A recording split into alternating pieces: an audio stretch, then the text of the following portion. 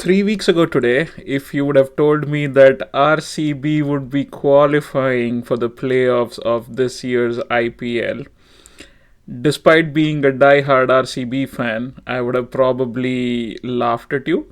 I would have probably, considered you crazy. I probably would have imagined that you're smoking something very fanciful to even imagine that something like this would be possible. But here we are after the last games of the group stage of IPL 2024, and I cannot believe I am saying these words, but RCB has qualified for the playoffs. Ladies and gentlemen, welcome to your new favorite cricket fan channel, Willow and Leather. This is Shravan joining you yet again. This time, I'm at a loss for words. It's been a good 24 30 hours since the chaos, the frustration, the tension, the anticipation, all of that came together on that magical night, which was May the 18th. But despite it being more than a day now, it still seems very surreal, and I'm still at a loss for words. I wanted to try and give myself a little bit of time to kind of regroup, gather my thoughts, and make sure that I'm talking about a few key points which I thought would go amiss if I was to kind of do a recording immediately after the game itself. But despite having given it a day, a little bit more than a day, I'm still finding it hard to obviously come to terms with just the fact that we have somehow managed to get into the playoffs. But the way in which everything went down is absolutely magical. So let's get into it. Obviously, firstly, I want to start by talking about this little piece of motivational speech that Virat Kohli gave to the RCB women's team last year when the women's team had lost 5 on the trot, I think it was, and they were all over the place and just not able to find their footing in the tournament. Virat Kohli had come to address the women's team, and he mentioned this beautiful couple of lines, right? So I just wanted to bring those up as a reminder. He said, sometimes there's a 1% chance, and that 1% chance sometimes is good enough. What matters is what you think about that 1%. Are you willing to give absolutely everything that you have to make that 1 into 10, 10 into 30, and eventually something magical might just come out of it? And how true and apt has that been, not for the women's team last year, but for the men's team themselves this year? On the 3rd of May 2024, that is a little over 2 weeks ago, RCB was languishing at the bottom of the table in 10th position, having won 1 game out of their first 8. That is just 2 points out of the 16 available. At that point, RCB literally, mathematically, there was still a possibility that we could make it into the playoffs. But besides everything else that had to go our way, first and foremost, RCB had to start getting on a winning run.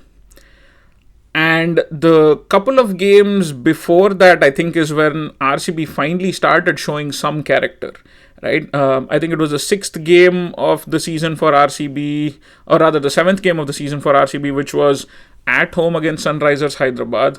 Sunrisers Hyderabad took the RCB bowlers apart like nobody's business, posting that mammoth 280 plus score, which is a record, in case folks missed that for whatever reason. But I thought the way we fought back in that second innings to make sure that we came as close as we did, we put on 260 plus in that chase. That, I think, was the moment where things started turning around just a little bit. Sure, the result didn't go in our favor, obviously. But something that could have probably been a 80, 100, 120 or a 150 run defeat eventually just turned out to be a 25 run defeat. And when I say just 25 runs is a huge margin when it comes to T20 cricket.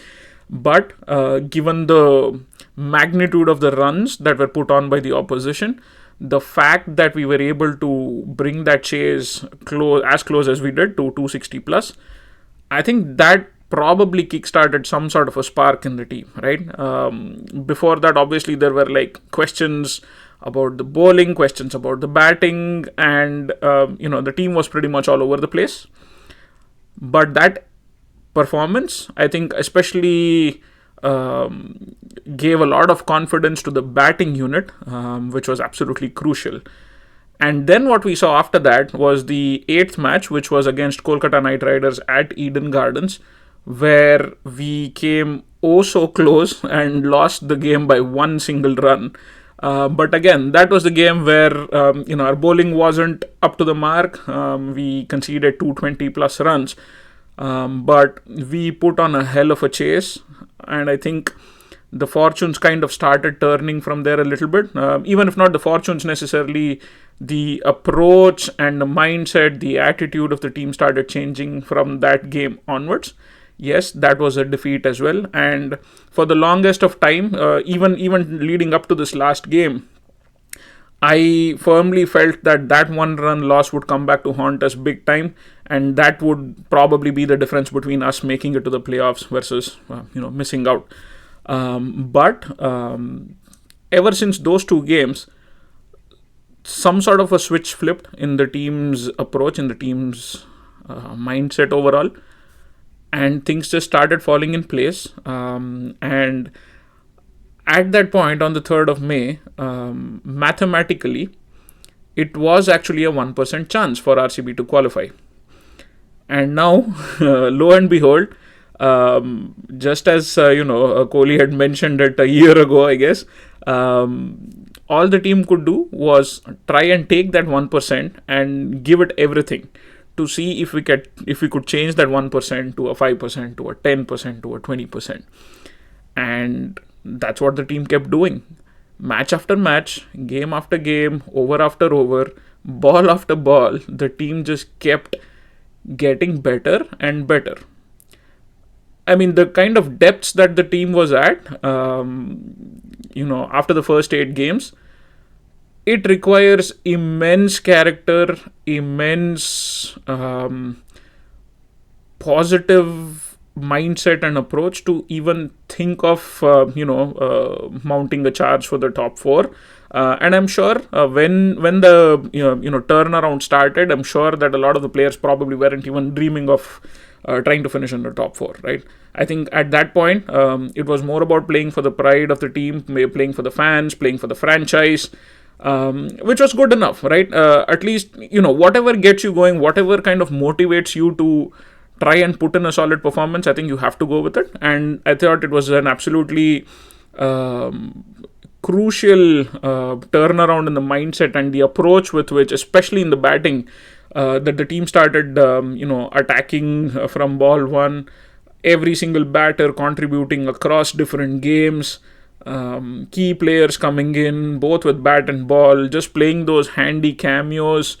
And I think that has been the hallmark of these last several games that RCB has gone on this winning run. It's not just about one person scoring a big 100 or a big 70, 80. It is those quick fire 30s, 40s. This one bowler who just comes in and slips in 2 overs for like 15 runs and picks up a wicket, or 20 runs and picks up a wicket.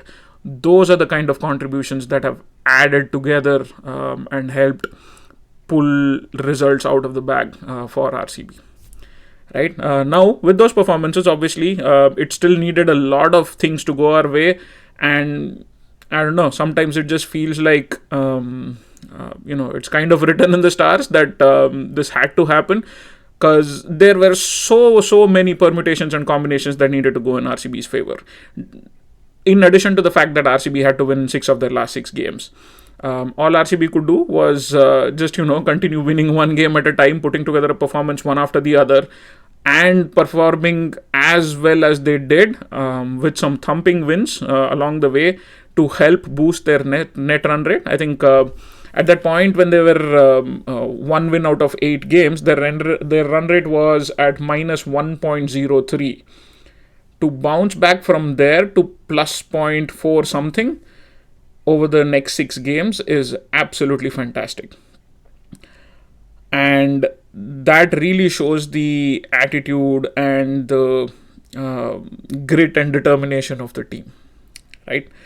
Um, 6 wins out of 6 is not at all a small feat. I think, especially given the kind of competitive environment that the IPL is, on paper, any single team can beat any other team on any given day. That is the beauty of the Indian Premier League. That's the nature of the dynamics of the auction. That's the nature in which the teams are set up. There is never going to be a theoretically weaker team, unless someone has royally, messed up their auctions, or has just not applied any sort of cricketing logic to their team selections, right? That's the beauty of the IPL. To win 6 games in a row is absolutely a magnificent achievement, and it deserves special mention, right? It is something to be happy about. It is something that needs to be celebrated, absolutely. And I think the team, all they could do was win those 6 games and hope for a few other things to go their way. They did their bit, and fate just kind of rewarded them with some of the other results. And one way or the other, RCB has managed to pull off an absolute heist. Let's talk about the game itself. RCB versus CSK. I call this the game of beating the odds. Right. So when we got to this game, a lot of things had become clear ahead of it. Guys like LSG not doing well in their second last game meant that on a run rate basis they would never be in contention. Delhi Capitals as well, obviously losing to RCB in that second last game, meant that they could also no longer be a threat just because of their poor net run rate. What RCB had done exceptionally well over those last 5 games was boosting their net run rate so well that they were one of the only few teams on 14 points, or who could get to 14 points with a positive net run rate, the other one being CSK, of course. Now, heading into this match, it was not just about beating CSK, it was about beating CSK by a margin of 18 runs, which is a significantly big gap. When you think about it, in a T20 game, that's 1 run extra every over, almost, right? And that is a massive difference. So beating CSK, beating them handsomely by 18 runs at the Chinnaswamy Stadium, where it is a run fest, against all odds, where Faf du Plessis lost the toss. Ruturaj Gaikwad, made the obvious choice of chasing, which I think is obviously the right decision, given, especially in games like this, when net run rate kind of becomes an issue as well. You would always prefer knowing exactly what the target is and how much you need to score as a team. Even if you're not able to hit the target, how many runs do you need to score to be able to still qualify on run rate? So I think it was the perfect decision for CSK to chase. Pitch looked absolutely good when we started off, and despite all of those odds, somehow RCB had to find a way to win. Now, throw in this additional element of rain possibly playing a spoil sport, with the possibility of the entire game being washed out, or the possibility of it raining just long enough for us to have a curtailed game, and RCB still probably having to win by a similar margin of 18 runs, even in a rain curtailed game, which makes it even more challenging for us to be able to qualify. The significance of this win, I think a lot of non-RCB fans will probably not be able to relate to this, is the fact that beating CSK, even at Chinnaswamy, is a huge deal for RCB fans. right? Historically, RCB has never done well against CSK, both at home and away. It is one of those bogey teams that obviously has a huge upper hand over RCB when it comes to the head to head record. Traditionally, there have been a lot of matches which have been humiliating. If you are an RCB fan, there are quite a few games that you can take a trip down memory lane and you can come up with at least a handful of games which have had a lot more at stake. But I think the pride of the fans is something that is overlooked sometimes in the sport, especially the context behind an RCB CSK game goes beyond just the fan following for Virat Kohli and MS Dhoni, right? That is just the first superficial layer of that rivalry. Yes, anyone who started following these teams because of those two idols, I think for them that is the greatest piece of that rivalry, right?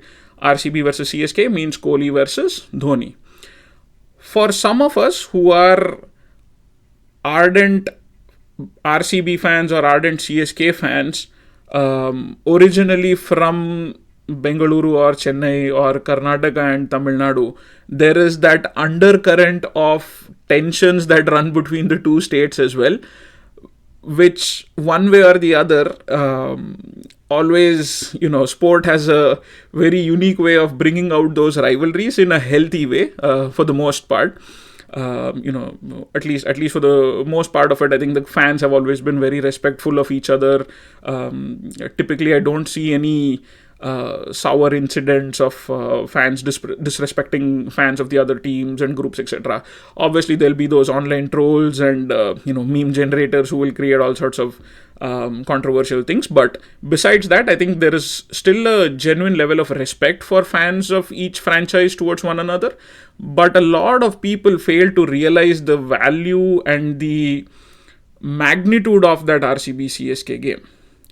And historically, time and time again, CSK have done the double over RCB, have beaten RCB in crucial games. 2011, they beat RCB in the finals of the IPL as well. So, as an RCB fan, it is such a significant game for us in the season, right? Add to that the other layer of a lot of CSK supporters, a lot of folks from Tamil Nadu who live in Karnataka who come to that RCB CSK game. And as an RCB fan, sometimes it is very frustrating when you look around the stadium. RCB, any ground that we go to, it is always, that there is always like support for RCB one way or the other. Very likely because of King Kohli's presence in RCB. But one way or the other, RCB is so used to having their fans across different stadiums as well. But when it comes to an RCB versus CSK game in Chinnaswamy, one way or the other, there are always, a huge number of CSK supporters that show up for this game as well. So, as an RCB fan from Bengaluru, you can sense how frustrating it can be when your own home ground, there is so much more support for another team that comes visiting, and time after time, that team gets the better of you. Right? So, this is probably the context that a lot of non RCB fans or non CSK fans don't necessarily get, which I think, doesn't add gravitas to the situation or the importance of this match. Right? So, think about all the odds that RCB had to face. Had to win the first 5 games to try and take this into that virtual knockout kind of a situation. CSK, mucking up a couple of results along the way helped us. A lot of other teams messing up their results definitely helped us as well. But when it got to the point of it being a virtual knockout game, the pre-eliminator to the eliminator, RCB is up against a fantastic team with Mahendra Singh Dhoni in that team. Now, his presence alone adds so much weight to that situation and has such an aura about him. Any bowler is bound to be, flustered in his presence. So the game is never over until he's around. And the fact that they were chasing means that it's going to be that crunch final few overs of the match where he's going to be, in the fray against some of these RCB bowlers. So the toss has gone against us. The weather is against us. We had a stop-start kind of a situation after the first 3 overs, where it poured for a bit and then it stopped, thankfully, for the fans. And to do it against CSK, where CSK is the other team that is on the verge of elimination, so to be able to beat CSK at home, knocking CSK out along the way to make your place into the playoffs, that is such a significant win for the team. If you ask me, this is probably one of RCB's biggest wins, if not the biggest result for RCB in its entire history. Yes, we've been in the finals 3 times. Yes, we've lost them. Obviously, if we had won those games, I would have felt that that was probably the best match for RCB so far. But since we haven't won those finals, the significance of this game, not just the fact that it was against CSK, not just the fact that we had to do it at home against a team in a virtual knockout fashion, but just the whole build-up or the run-up, coming from 10th place to try and sneak into 4th place, going on this crazy run. And it's not just, putting in like just a 10-run win or a 5-run win here and there. These were like convincing wins that the team put together. So for all of that to have meaning, this final game had to go RCB's way. So the significance of everything that surrounds this game, I think, definitely makes it one of RCB's biggest victories. Going into the game itself, I think there's just one player that, there are obviously a few players that I need to talk about. But first and foremost, absolute credit where it's due. Captain Faftastic, Faf du Plessis, leading the way with both the bat and in the field. With the bat, initially struggled a little bit. So as soon as, after the first 3 overs when the rain came down and then we resumed the game, for whatever reason, I don't know if it was just the little bit of moisture before the covers came on, or once the covers came on, there was a little perspiration from the pitch. But for the first few overs after the game resumed, I think between overs 4 and 7 or 8, that ball was just spinning an incredible amount. I think there was one ball that Mitchell Santner bowled. The degree of turn on that was 9 degrees. The ball spun 9 degrees away from the batsman. That is just a freakish delivery, right? And it just wasn't that one particular delivery. That spell between Tikshana and Santner for the 3 or 4 overs that followed after the rain break, that I think was the most challenging period of the game. And the fact that both Kohli and du Plessis managed to survive it, not just survive it, but once they still got a measure of it, they still tried to counter-attack and get a few boundaries here and there away. And I think that's where Kohli was absolutely crucial today. Using his skill, using his experience, not a whole lot of batsmen could have done it in these kind of circumstances, but Kohli still powered through. And Faf hung in there, which is all he needed to do at that time while Kohli was being the aggressor. And the fact that he was able to stick through that, and once the wicket kind of started easing back up again, he was able to capitalize and put together a decent partnership with Patidar, and then unfortunate to get run out the way he did. But I think that innings really spoke volumes about his character as a batsman and as a leader. Now, the fact that it came against his ex-team, CSK, makes it a little bit sweeter, obviously. But it was absolutely fantastic to see his involvement. And when it comes to captaincy and decision-making as well, I think all the decisions he took on the field, not just in this last game, but all the 3 or 4 games before that as well, I think all the decision-making has been absolutely spot on. His bowling changes have been inspired. Very fantastic changes. Despite having someone like a Swapnil Singh in the team who's made it a habit of coming in, bowling the first over in the power play, picking up a wicket, when he knew that Maxwell was available for this game, his instinct was to go to Glenn Maxwell.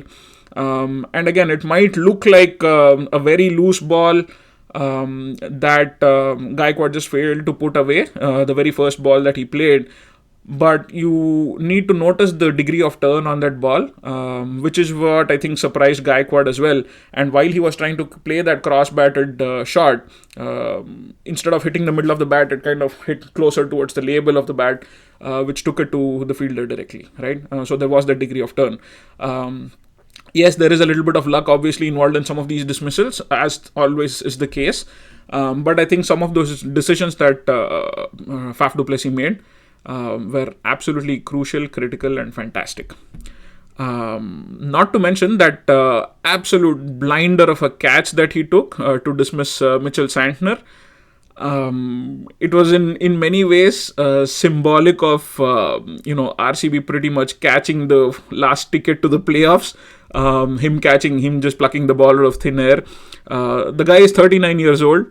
His agility, his fitness is bar none. I think between him and Virat Kohli, I think they're probably like on level peggings. But Faf is a couple of years older than Virat Kohli, so to still see him being that agile, that fit, and that cool under those crunch moments, absolutely inspiring to say the least. So well and truly deserved the Man of the Match award for the kind of performance that he put in. Not just with the bat, not just in the field with the catching, but his captaincy and his presence of mind as well.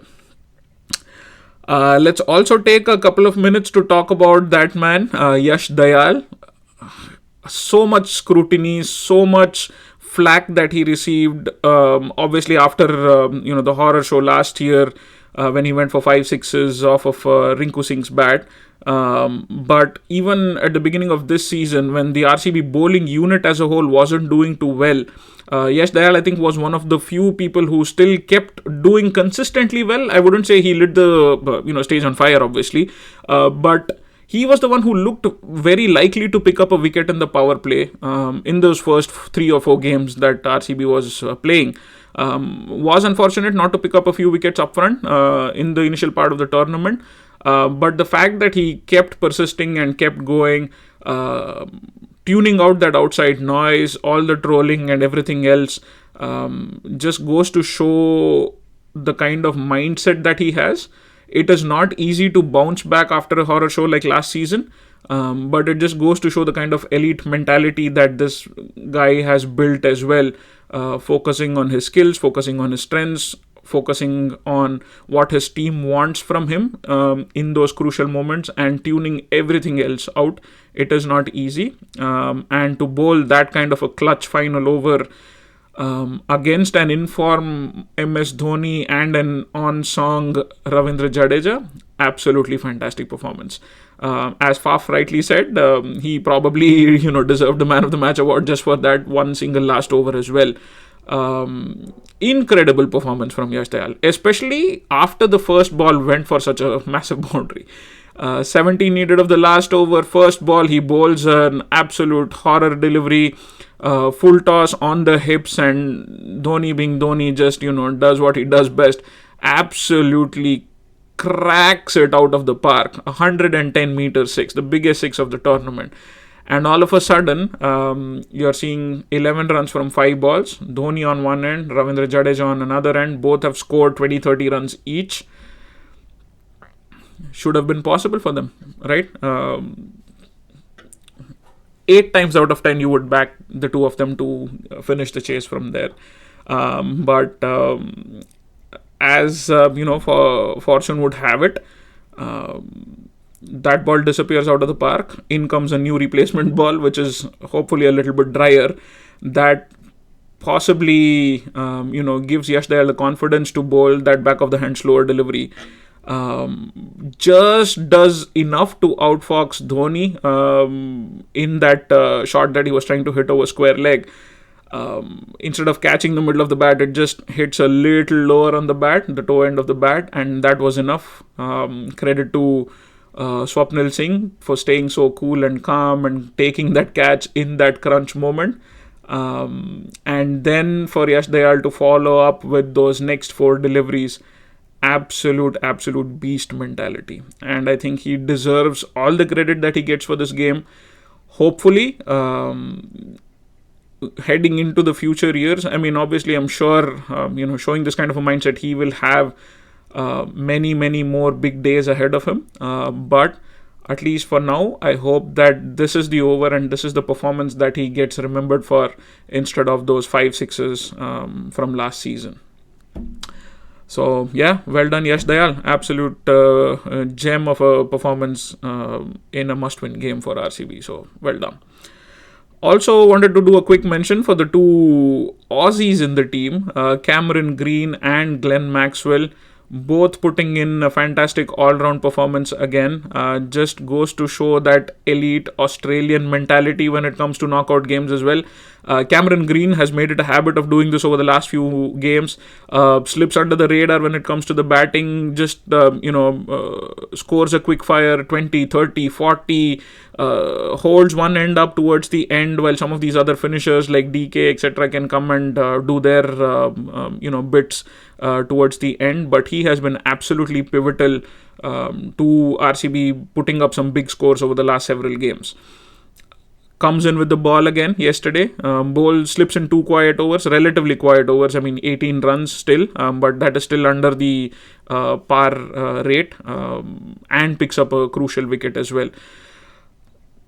These kind of performances, as I was mentioning at the beginning of the video, it's not about one bowler picking up 5 wickets or a batsman scoring 100 runs. It is about these kind of smaller contributions that are adding so much value to the team. Glenn Maxwell, right, has had to sit out the last several games because of Will Jacks, and rightfully so. I think Maxwell has been woefully out of form, and I have been, one of the most vocal critics of him in my previous videos earlier in the season, and I feel it's rightfully so. But now with Will Jacks gone, it's an absolute golden opportunity for Maxwell to try and do some Maxwell-esque things. And he delivered again yesterday, right? Coming in right in the second last over, getting 2 boundaries and a 6, and obviously getting out of the penultimate ball. But he played his part. What was it? I think 14 runs or 5 balls or whatever, and similarly Dinesh Karthik as well, similar runs, similar number of balls. So those 30 runs that those guys together put up in the 10 or 12 balls that they faced, that was the key difference at the end, right? And absolutely fantastic performance with the ball for Glenn Maxwell as well. And I think I had mentioned this earlier in the season too. Even when he wasn't doing so well with the bat, he was absolutely adding a lot of value with the ball.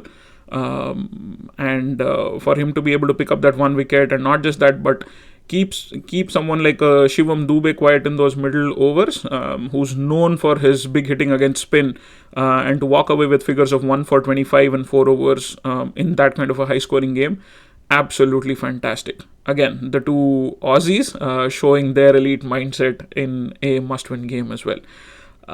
I think everyone in that team was really tuned in. You could see the intensity, you could see the effort, you could see the attitude, and as a fan, that's really all you can ask for, right? I mean, I was following all the discussions on social media over the last 24 hours after the game, and there was just so much hue and cry about RCB celebration. Even today, I was out playing a cricket match, and one of my teammates, who's not an RCB supporter, I believe, but he was asking me the same thing. He's like, bro, this is just qualifying for the playoffs, and you guys are celebrating as if you won the title. I get where he's coming from, or I get where some of these other folks making similar comments are coming from. But what's the harm? What's the wrong in celebrating such a miraculous run of 6 games? Yes, it's not the title yet. We could very well be knocked out in the first eliminator itself, which is fine, right? But you still have to be able to appreciate and applaud the kind of good cricket that a team has played. There is absolutely nothing wrong in celebrating. Given, as I said, mathematically it was a 1% chance, and it's not just me randomly plucking that number out of thin air. This is something that the analysts, the broadcasters, everyone showed this as the probability or the percentage chance for RCB after their first 8 games. How often do you see a team with 1% chance actually qualifying? Not just in IPL, not just in the sport of cricket, but in any sport around the world. How often does that happen? So what is the wrong in celebrating such an improbable run of games and performances? I think the fans are well within their right to celebrate. I think they are well within their right to celebrate, especially after the kind of virtual knockout game that we had against CSK at home. As I said, the significance of an RCB CSK game is something that not a lot of people outside of RCB and CSK get. Probably not even a lot of CSK fans get it because they're so used to winning titles as well. It is not something that they probably feel is a big enough match or a marquee match, right? For the viewers and for the broadcasters, it's probably just about Dhoni and Kohli. That's all there is. But for some of the other diehard local fans from Bengaluru or from Karnataka or from Chennai or Tamil Nadu, this game runs a lot deeper. So for RCB to be able to perform that kind of miracle, literally, and not just beating CSK, right? Beating CSK by 18 runs, it is an absolutely fantastic achievement, and I see absolutely nothing wrong in celebrating. Yes, the team knows what is coming up next. Yes, they know it's not the title, right? I think RCB fans and the RCB players know better than anybody else that it's not the title yet. But that doesn't take away from the fact that we've just put together a freaking awesome performance of 6 games in a row and made this comeback and somehow figured out a way to claw our way into the playoffs. And that is worth celebrating, right? And what is so wrong, especially given this was the last game at home for RCB, what is so wrong for them to celebrate in front of their loyal fans? The fans turn up day in, day out supporting this team. Even when some of the diehard fans like I am had given up hope, there are still so many other followers of this team who had still not lost hope. They were still optimistic and wanted to see RCB in the playoffs. All of us want to see RCB in the playoffs. All the RCB fans do. But some of us were trying to be a little bit more realistic. But hey, those other fans who believed in or wanted to believe in miracles, the team has pulled it off, so it's absolutely fine for them to celebrate there. I just wanted to at least add that note about folks being too critical about RCB's over-the-top celebrations, etc. I think it's absolutely valid. It's absolutely justified. Unless you are an RCB fan and you've been through what the team has been through, I don't think I wouldn't say I don't think you qualify to talk about it, but I don't think you really understand the depths and the feelings that an RCB fan has gone through, not just this season in this run of games, but year after year over the last several years. So it's absolutely okay to celebrate. And these fans and this team knows that we are not even close to the trophy yet. Yes, 3 more games and every single game is a knockout. And when you think about it, putting together a streak of 9 games successively to win a title, that is almost unheard of. Yes, we understand it. But still, I don't want that fact to mask the fact that we have still pulled off a miracle already with the 6 wins that we've had. Right. Couple more things that I wanted to talk about. Firstly, CSK, obviously, commiserations to them. Again, it's kind of been a stop-start season for them. Unfortunately, for CSK fans and Dhoni fans, not the fairy tale ending that they would have been hoping for, especially given the second qualifier and the finals are scheduled to be taking place in Chennai. I think it would have been an absolute fairy tale ending for Dhoni and his team to make it all the way there and then play the finals in front of his home crowd. Win or loss in the finals, I think that would have been an absolute fairy tale farewell for MSD. Again, I'm not writing him off as though he's done, but if at all this was his last match, absolute kudos to one of the biggest giants of IPL. I think he's single-handedly not just held that franchise together, I think he single-handedly driven that franchise to so much success and so much glory over the last 17 years now. Well and truly a legend of the game, well and truly a fantastic ambassador of the game. And again, don't want to prematurely write his retirement speech here, but just in case this was his last game, I think he should still feel very proud and happy of everything that he's accomplished. Yes, not the kind of fairy tale ending that he would have wanted. But having won 5 titles with this team is an absolutely fantastic achievement, and I think it'll obviously be a loss for the sport of cricket not having Mahendra Singh Dhoni around as a player, if that is the case from next season. But I do suspect that one way or the other he will probably be still associated with the franchise, which I think will be very important for them as well, given the kind of fan following that he has. But yeah, if at all it was his last game, I'm a big Dhoni fan as well. Ever since he won that 2011 World Cup final for us. He just turned non-believers into believers at that point. And he might be in our rival team, but still doesn't take away from the fact that he's an absolute cricketing great, absolute fantastic player and a leader. So well done to him. Tough luck again for CSK for not qualifying this time. Another quick point just about Andy Flower's impact. If folks caught my video that I did on RCB, the season preview for this year's IPL, as a part of that, I had mentioned, I'd gone through Andy Flower's track record in a little bit of a detail.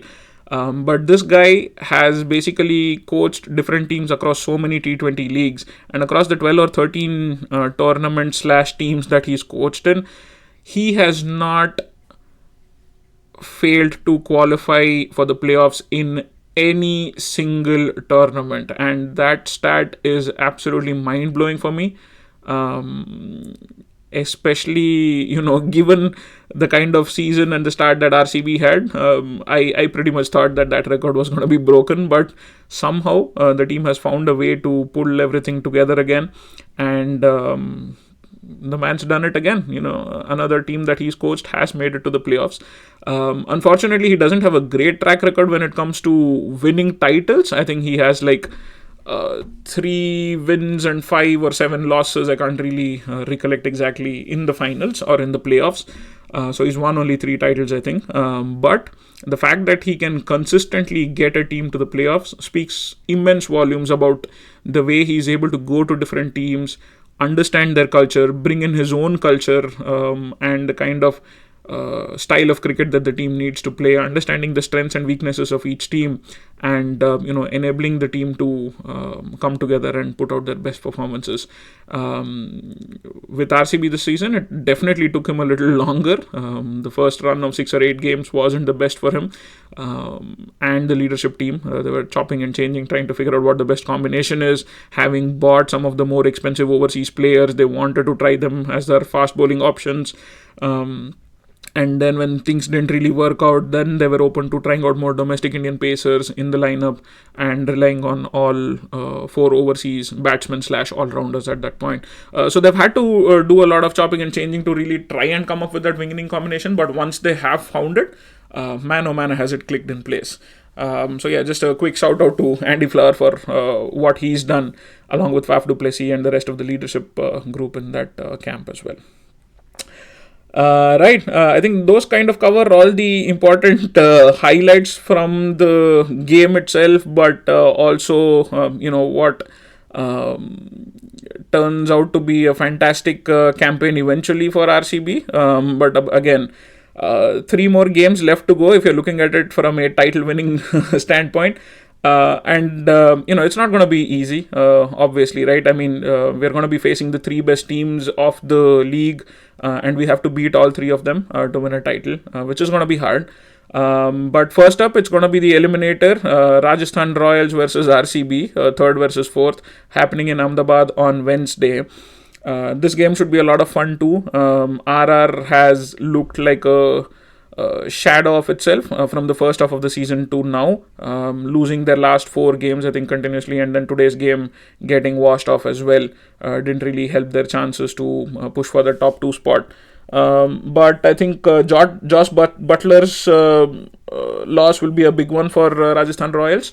But having said that, I think they have enough depth and quality, especially in that bowling department, to really trouble any team. When you have the likes of Trent Bolt, who's a genuine swing bowler and a genuine power play wicket taker, and then follow that up with the likes of Sandeep Sharma and Avesh Khan, who's been doing relatively well this season, and Sandeep Sharma with his experience and guile and his variations, he's able to trouble many a good batsman. And to that, add the spin twins of Ravichandran Ashwin and Yuzvendra Chahal.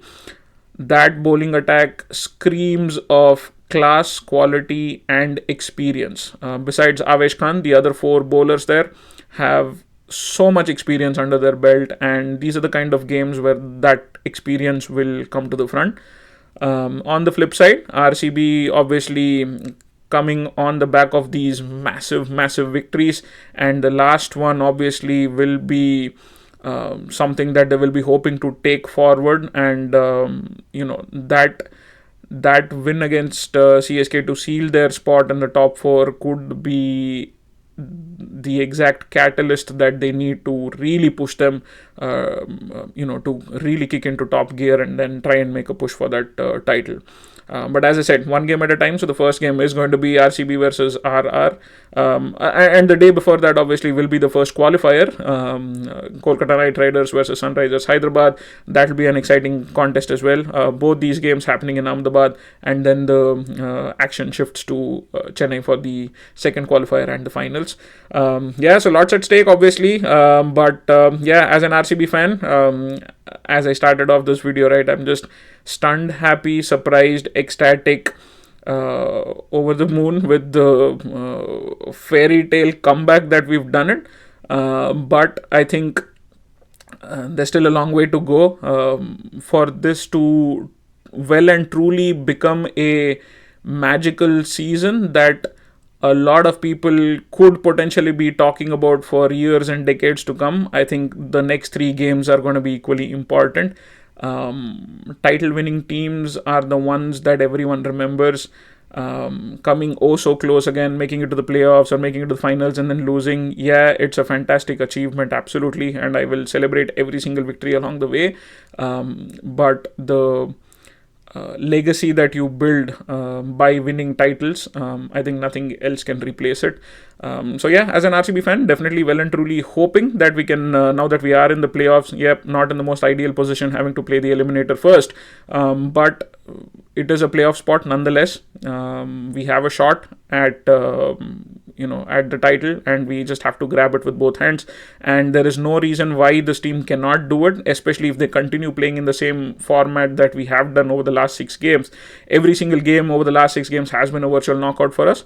So if we can still continue playing with the same kind of reckless abandon and that kind of aggression that we've played with over the last few games, I don't see why we can't do it. It'll be interesting to see the likes of Kohli and Faf and Dinesh Karthik, all these senior pros, Maxwell, how these guys approach these games now, because the way in which the team has made it to the playoffs, these guys will be sensing blood now, right? And champion players, when they smell blood, they would like to pounce on this opportunity. The team is in absolute red hot form. They will want to make this count and they will want to encash this. So let's see. Fun games coming up. I will do a video after the RCB versus RR game. If you're an RCB fan, enjoy this moment, celebrate, and then come back prepared to cheer for your team again on Wednesday. Thank you so much, folks, for joining me again. This is Shravan with Willow and Leather, and I will catch you in the next one. Don't forget to share this video with all your friends. Like this video as well. Subscribe to the channel if you haven't done so already. All right, and I'll catch you in the next one. Cheers. Bye.